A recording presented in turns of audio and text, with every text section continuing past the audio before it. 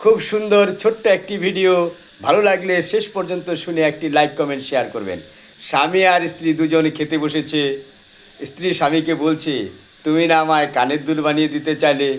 এই কথা শুনে স্বামীর মুখটা একটু ভার হয়ে গেল। স্ত্রী বলল, পাগল, রাগ করছো কেন?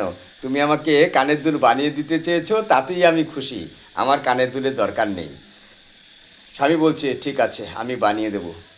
ঠিক ওই সময়ই ওই টেবিলে রাখা ফোনে মায়ের ফোন আসে। স্ত্রী ফোন তুলে, হ্যাঁ মা বলো, কি করছো? যে এই যে খেতে বসেছি। ও, খেতে বসেছো? কি কি রান্না করেছিলে? যে তোমার জামাই খাসির মাংস এনেছিল, আর ঘরে চিংড়ি মাছ রাখা ছিল।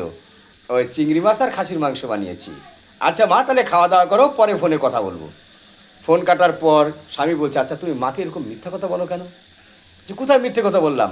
যে খাচ্ছ ডাল ভাত আর মাকে বলছো মাংস চিংড়ি মাছ।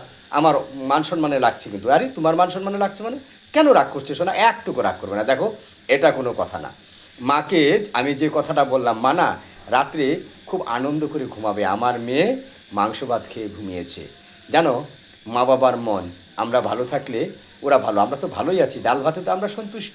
কিন্তু মাকে বললাম, কিছু বলো না। স্বামী বলছে, দেখো শৈলের সংসার জানো তো, শৈল এরকম মা, মার ভালো মানে বাপের বাড়ির ভালো শ্বশুর বাড়িতে বলতো, শ্বশুর বাড়ির ভালো বাপের বাড়িতে বলতো। যে দেখো, শৈলের সংসার ভেঙেছিল কিন্তু সেটা জোড়াও লেগেছিল, আর আমার সংসার ভাঙবে না, কারণ আমি তোমাকে খুব শক্ত করে ধরে রাখবো।